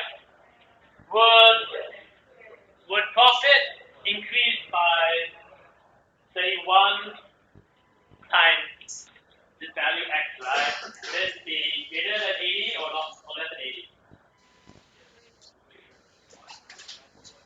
Okay, it's a trick question. Actually, we don't have enough information to know. So basically, what I'm trying to say is this shadow price on the board here, 31, is only applicable to this range of decreasing it by 40 or increasing it by 80. Imagine you think about it as like your economic, you have this marginal return of utility or something like that. So if we have a abundant amount of time, how much we actually gain per unit increases after a certain amount. And that's what you see by when you exceed this limit. 281, yes. So again, I can do an example to find out the shadow price. Let's see.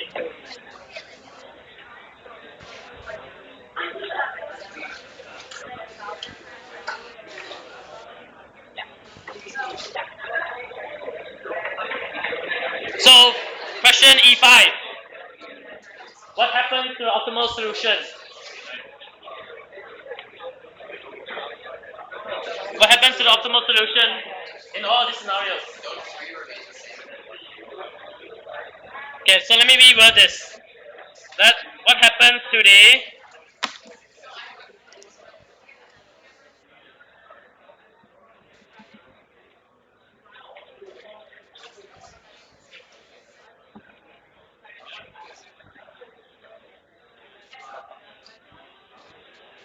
yeah, exactly the same. I'm going to say objective cell, but the target cell what's it there? Yeah. So what happens? It will change. And why does it change? Because changing the right hand side of a binding constraint, for a binding constraint, if you change the right hand side, the objective cell will change. However, for the optimal solution, will not change. Does that make sense? What I said so far? I'll say it again. For constraints, for binding constraints, for binding constraints, if we were to change the right-hand side constraint of a binding constraint, then the target cell, the objective cell, the green colored one, will change. Because that's basically how much is going on. Hold on, I'm getting confused again.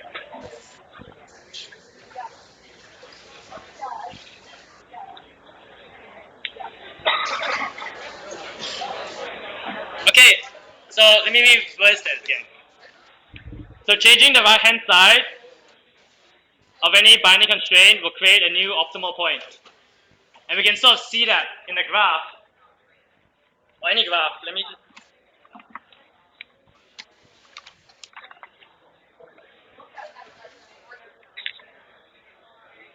And we can sort of see that in the graph, whereby we have an optimal point, for example here. If we change the right-hand side of a binding constraint, which is the lower half over there, our feasible region will change.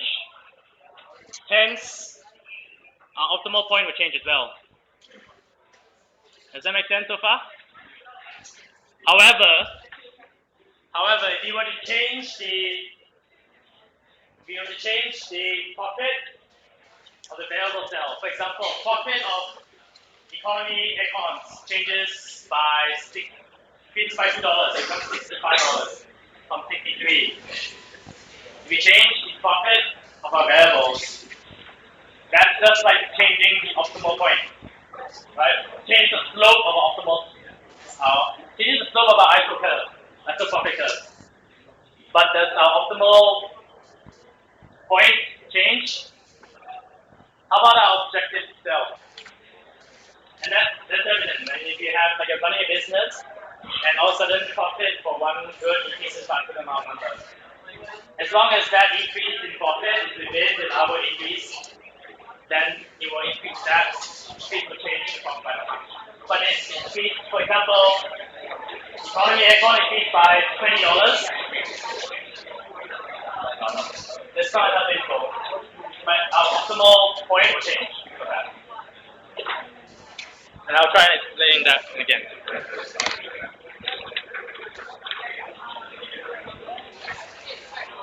So for question F, if unit profit of a deluxe model were to increase by $150.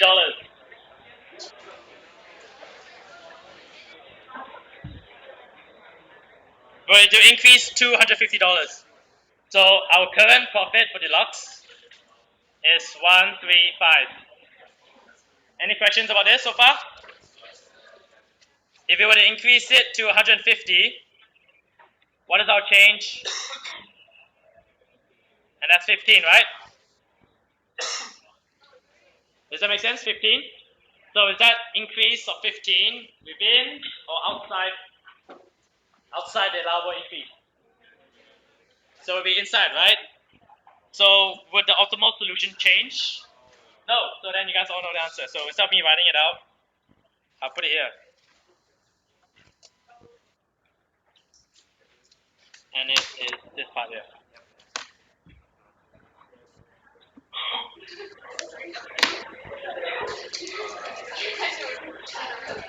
Does that make sense so far? I try my best to rush this out. I know I'm already going over time, but I'll stay back and help you guys if you have any further questions.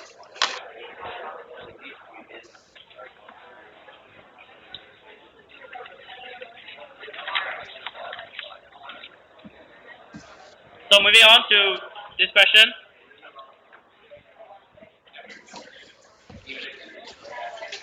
So if the optimal solution changes, would the optimal solution change if unit profit for standard? Would it decrease? So what's our unit profit for standard? Was it? 95. So would the optimal solution change for 94? Because it's within the allowable decrease. How about if it's 86? Okay, for the last one, calculate the profit under scenario F1. So our current profit is.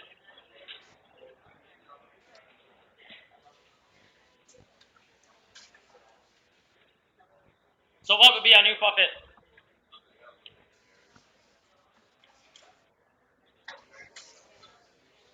Just shout out the answer if you know it. Louder? Anyone who wants to have an answer, shout it out.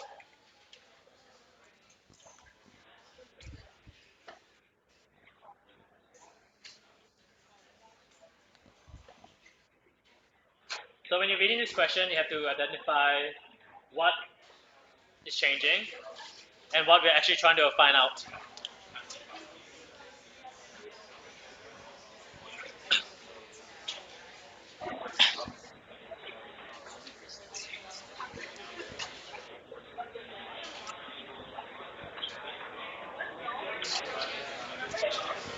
Okay, so in terms of answering this question, one way how I look at it is, does the optimal point change? Does the optimal point change?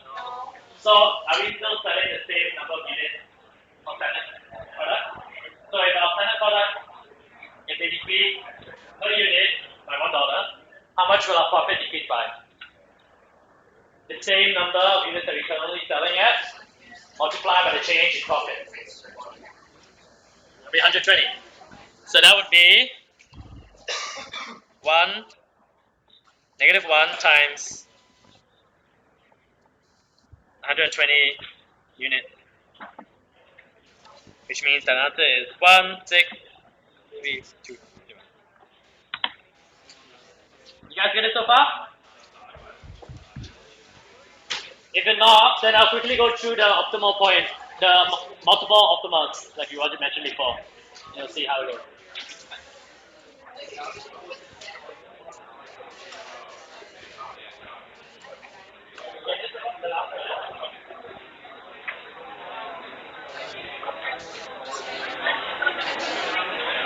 If you have any questions, keep on the board.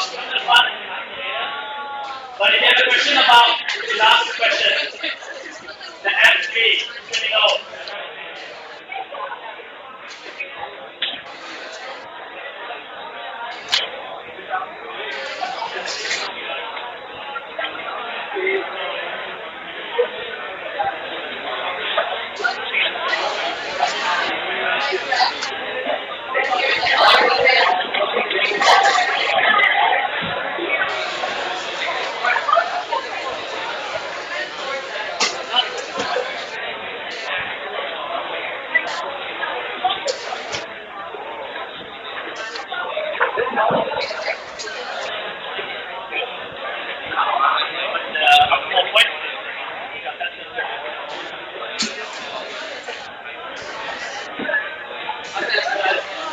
One last thing before you guys leave. Thank you very much for coming down. I know towards the end it gets a bit messy because apologies on my fault. But if you guys have any questions, you can find me on the Facebook page. I'll leave a little comment and you can ask me personally anytime before your exam. And I help you guys out. If you guys need to meet in person, I'm ready to do that as well. After tomorrow afternoon, I'm pretty much done with 100% and everything else. So come find me.